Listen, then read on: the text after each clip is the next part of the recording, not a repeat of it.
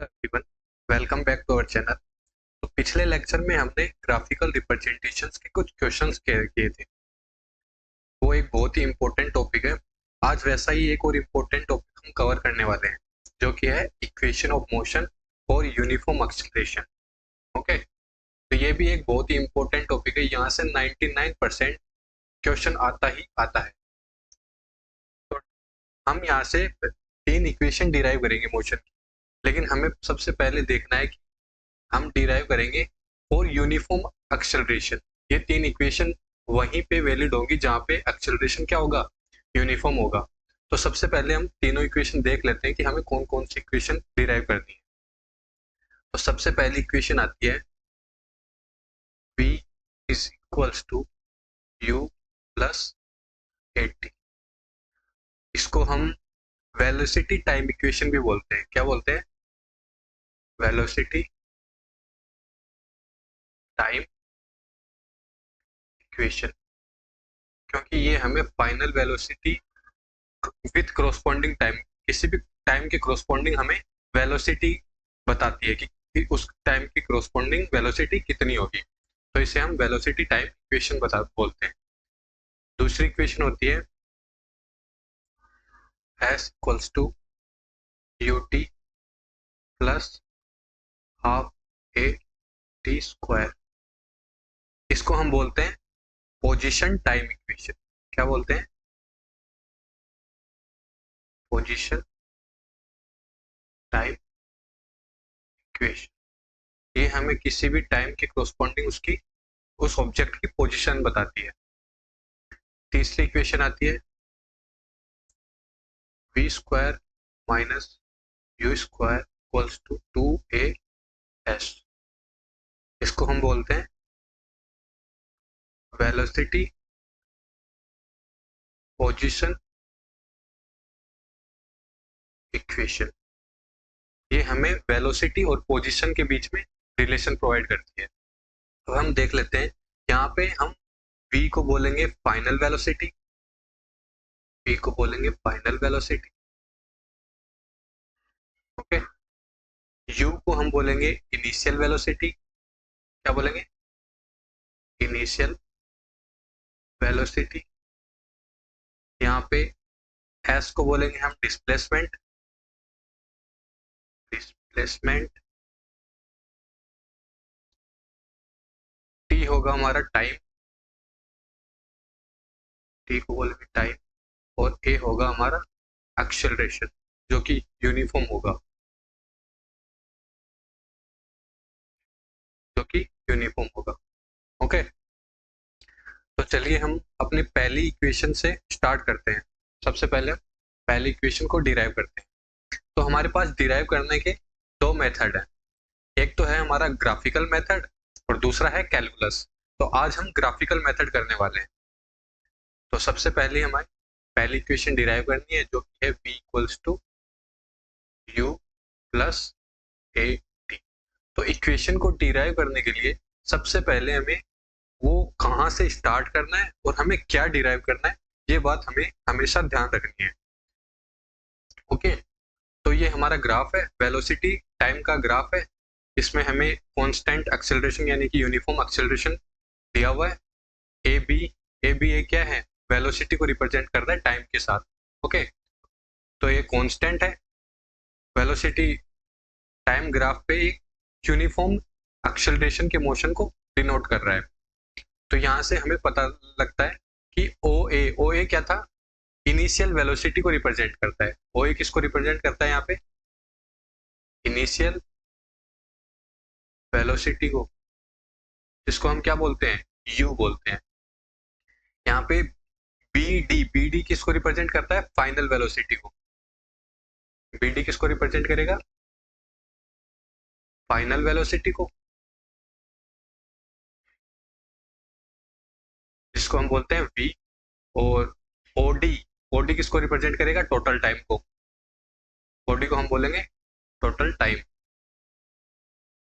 Okay, और यहाँ से हमें पता चलता है ओडी किसके इक्वल है? ओडी किसके इक्वल है? ओडी इक्वल है एसी के। ओके, और हमें यहाँ से we T velocity time graph से हमें एक्सेलरेशन निकालना हो तो हम क्या करते हैं, एक्सेलरेशन अगर निकालना हो तो acceleration is equals to slope of velocity time graph, यही होता है slope of velocity time graph. तो इसका स्लोप क्या होगा, slope is equal to height of graph upon base of graph. तो ये ग्राफ यहाँ से स्टार्ट हो रहा है, यहाँ पे खत्म हो रहा है, तो इसकी हाइट होगी बीसी, तो एक्सेलरेशन आ जाएगा इसका बीसी अपॉन इसका बेस होगा एसी, बेस क्या होगा एसी, तो इसको बोल देंगे हम एक्सेलरेशन। ओके, तो हम यहाँ से देख सकते हैं कि बी डी किसके इक्वल है, फाइनल वेलोसिटी के। तो हमें निकालना क्या है, यहाँ से फाइनल वेलोसिटी की डेरिवेशन हमें डिराइव करनी है। तो हम क्या लिख सकते हैं बी डी को, हम बी डी को लिख सकते हैं जो कि फाइनल वेलोसिटी के इक्वल है, हम इसे लिख सकते हैं b d equals to c b plus d c, लिख सकते हैं हम बी डी को क्या लिख सकते हैं, d c plus c b. Okay, यहाँ से हमें पता है कि ए ओ और डी सी दोनों क्या है, इक्वल है, क्या है A O equal to D C है। तो यहाँ से डी सी की वैल्यू क्या आ जाएगी, ए ओ की इक्वल आ जाएगी, और ए ओ को हमने क्या बोला है, ए ओ को हमने बोला है इनिशियल वेलोसिटी। ओके, तो हम इसे देखते हैं, यहाँ से हम लिख सकते हैं b D is equal to D c plus c b. यहाँ से डी सी को हमने ए ओ के इक्वल बोला है, ए ओ के इक्वल बोला है जिसको हमने यू बोला है, और सी बी को हम क्या लिख सकते हैं, तो यहाँ से हमारे पास आएगा B d equals to you plus c b. अब हमें पता है कि यहाँ से हम सी बी और बी सी एक ही बात है, तो हम यहाँ से बी सी की वैल्यू निकाल सकते हैं। तो बी सी की वैल्यू क्या आएगी, ए into A C. Okay, B C की वैल्यू क्या आएगी, ए इंटू ए सी। तो बी सी की वैल्यू यहाँ हम पुट करेंगे, यहाँ हम सी बी को क्या लिख सकते हैं, बी सी भी लिख सकते हैं। तो बी सी की वैल्यू क्या है, acceleration into A C. Okay, acceleration into A सी, ये पुट कर सकते हैं हम सी बी की जगह। तो यहाँ से हमारे पास आएगा B D is equals to you plus A into A C. अब ए सी किसके इक्वल है, ए सी हमें पता है ए सी और ओ डी इक्वल है, ए सी किसके इक्वल है, ओ डी के इक्वल है। तो हमारे पास ओ डी, और ओ डी को हमने क्या लिया था, ओ डी क्या है, total time of motion, motion का जो टोटल टाइम है उसको हमने ओ डी बोला था। ओके, इतनी देर के लिए मोशन हो रहा है तो इसको हमने ओ डी बोला था। तो यहाँ से आएगा B d equals to you plus A into o d की जगह हम क्या लिख सकते हैं, टाइम, टोटल टाइम टी, और बी डी को हमने क्या बोला था, फाइनल वेलोसिटी। तो हमारे यहाँ से जाएगी final velocity is equals to you plus A into t. तो ये होती है हमारी पहली इक्वेशन। ओके, ये हमें बताती है वेलोसिटी और टाइम के बीच में रिलेशन। ओके, फिर हम चलते हैं हमारी दूसरी इक्वेशन पे।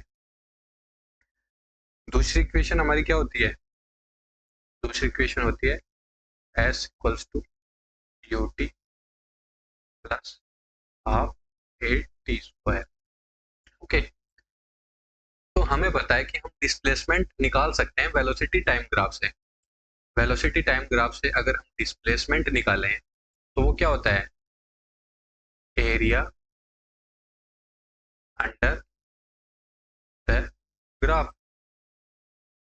Area under the graph of velocity time. Okay, जो एरिया अंडर ग्राफ होता है वेलोसिटी टाइम के ग्राफ में जो एरिया होता है वही हमारा डिस्प्लेसमेंट होता है। ओके, तो हम यहाँ से एरिया कैसे निकाल सकते हैं, जो कि एरिया इक्वल्स टू डिस्प्लेसमेंट है जिसको हमने एस लिया है। तो एरिया किसके इक्वल है, यहाँ से एरिया हम बता सकते हैं area of rectangle plus area of triangle, area of rectangle plus area of triangle, ये लिख सकते हैं हम। तो यहाँ से हमें पता है एरिया ऑफ रेक्टेंगल कितना है, area of rectangle OD into O A, क्या लिख सकते हैं इसको, OD into O A, plus area of triangle क्या होता है, half into base into height, तो बेस क्या है इसका ए सी, और हाइट क्या है इसकी सी बी, तो यहाँ से हम क्या लिख सकते हैं, ओडी को हम क्या लिख सकते हैं, total time of motion, into O A को क्या लिख सकते हैं, ओ ए को हम लिख सकते हैं initial velocity, okay, plus half of AC, AC को हम क्या लिख सकते हैं, फिर से एसी और ओडी दोनों इक्वल है, तो ओडी को हमने बोला था टाइम, टोटल टाइम, तो इसको लिख सकते हैं टाइम इंटू बीसी, बीसी को हमने अभी यहाँ पे ऊपर कैलकुलेट किया था, बीसी की वैल्यू ए इंटू ए सी होती है, क्या होती है, एक्सेलरेशन इंटू ए सी, और ए सी किसके इक्वल है, ओडी के इक्वल, और इसको लिख सकते हैं हम time, okay.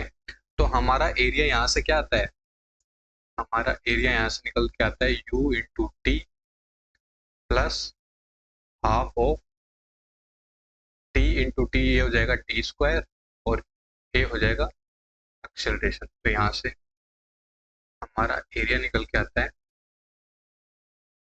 Area equals to u t plus half of t square into a, इसको रीअरेंज करके लिख सकते हैं हम u t plus half of a t square, तो हमने ये वाला टोटल एरिया निकाल लिया, और यही क्या होता है, टोटल डिस्प्लेसमेंट होता है, तो हम यहाँ से लिख सकते हैं total displacement equals to u t plus half of a t square, ये होती है हमारी दूसरी इक्वेशन ऑफ मोशन।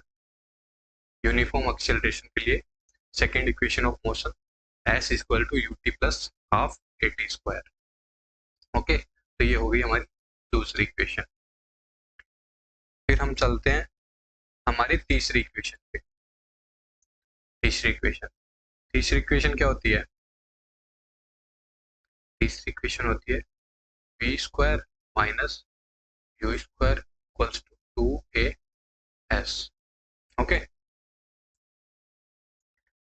तो हमने पिछले डेरिवेशन में हमने एरिया निकाला था, इसका कैसे निकाला था, area of rectangle plus area of triangle, लेकिन हम इसका एरिया एक तरीके से और निकाल सकते हैं, वो वाली इक्वेशन डिराइव करने के लिए हमें ऐसा ही करना है, पहले area of rectangle plus area of triangle निकालना है, लेकिन ये इक्वेशन जब हम डिराइव करने जाएंगे तो इसमें हमें निकालना है इसका टोटल एरिया, जो कि किसके इक्वल होगा, डिस्प्लेसमेंट के इक्वल होगा, टोटल एरिया किसके इक्वल होगा, डिस्प्लेसमेंट के इक्वल होगा वेलोसिटी टाइम ग्राफ में, तो वो हमें निकालना है एरिया ऑफ ट्रिपेजियम, डायरेक्टली हमें ये एक ट्रिपेजियम बन रहा है जिसकी दो पैरेलल साइड्स हैं, AO और BD, ये दोनों क्या है parallel side, area of trapezium निकालना है, ट्रिपेजियम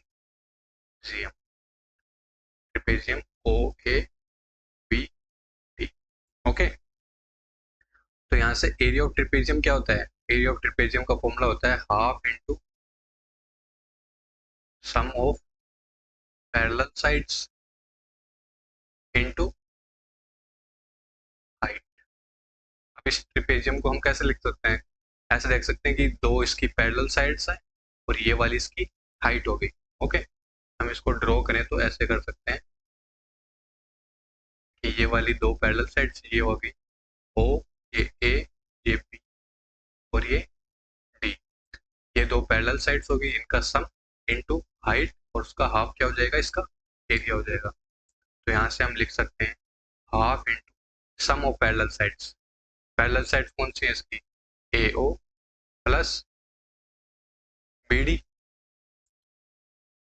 ये सम ऑफ पैरेलल साइड्स हो गया, इनटू हाइट, हाइट क्या है इसकी OD, ये वाली OD होगी OD, तो यहाँ से हमारा ये होगा हाफ इंटू AO को हम लिख सकते हैं U, इनिशियल वेलोसिटी है जो, BD को हम क्या लिख सकते हैं, फाइनल वेलोसिटी, जिसको हम V से डिनोट करते हैं, इंटू OD को हम क्या लिख सकते हैं, टोटल टाइम, तो यहाँ से क्या आएगा half into V plus U into T, okay. तो इसे आगे सोल्व करेंगे तो यहाँ से आएगा एरिया, जो कि किसके इक्वल है, डिस्प्लेसमेंट के, वो कितना आ रहा है, half into v plus u into t. Okay, अब हमारी इक्वेशन क्या है, ये हमें पता है कि हमारी फाइनल इक्वेशन ये निकल के आएगी। क्या निकल के आएगी, ये निकल के आएगी, लेकिन इसमें टाइम तो है ही नहीं, लेकिन हमारे यहाँ पे तो टाइम आ रहा है इस इक्वेशन में, तो हमें क्या करना है, टाइम को यहाँ से रिप्लेस करना है। तो कैसे कर सकते हैं, हमारी पहली इक्वेशन क्या थी, v equals to you plus 80, तो यहाँ से हमें टाइम टाइम की वैल्यू निकाल के इसमें पुट करनी है। तो यहाँ से टाइम का फॉर्मूला निकालेंगे तो टाइम क्या होगा, v minus u divided by a, ये निकलेगा यहाँ से टाइम। तो यहाँ पे अगर पुट करेंगे हम तो ये बनेगा displacement equals to 1/2 into v plus u, फिर यहाँ से टाइम की जगह हम ये पुट करेंगे यहाँ पे, तो ये आएगा v minus you upon A. Okay, अब ये 2 को हम इधर मल्टीप्लाई में भेज देंगे और a को भी इधर भेज देंगे, तो ये आएगा 2as, 2 भी इधर आ गया और a भी इधर आ गया, ये हो गया 2as, इधर आएगा v plus u into v minus u, तो यहाँ से क्या निकलेगा 2as इक्वल्स टू, ये क्या बन गया a plus b into a minus b, ये आइडेंटिटी होती है, इसको हम क्या लिख सकते हैं, v square minus u square. तो यहाँ से निकल के आएगी equation v square minus u square equals to a s. ये होती है हमारी तीसरी equation of motion uniform acceleration के लिए। ओके, तो ऐसे करके हमने तीनों हमारी इक्वेशन निकाल ली। अब एक और मेथड होता है जिसको हम कैलकुलस मेथड बोलते हैं। कौन सा मेथड बोलते हैं, कैलकुलस। उससे भी हम कर सकते हैं इन तीनों डेरिवेशन को, लेकिन उसके लिए हमें इंटीग्रेशन भी आना चाहिए, और डिफरेंशिएशन भी आना चाहिए। ओके, तो वो उस मेथड से हम अपने अगले लेक्चर में देखेंगे कि हम इन तीनों इक्वेशंस को कैसे डिराइव करते हैं। तो उसके लिए आपको बेसिक इंटीग्रेशन और बेसिक डिफरेंशिएशन आना चाहिए, जो कि आप वैसे तो 11th क्लास में पढ़ोगे। तो चलिए हम कल मिलते हैं अपने दूसरे लेक्चर में।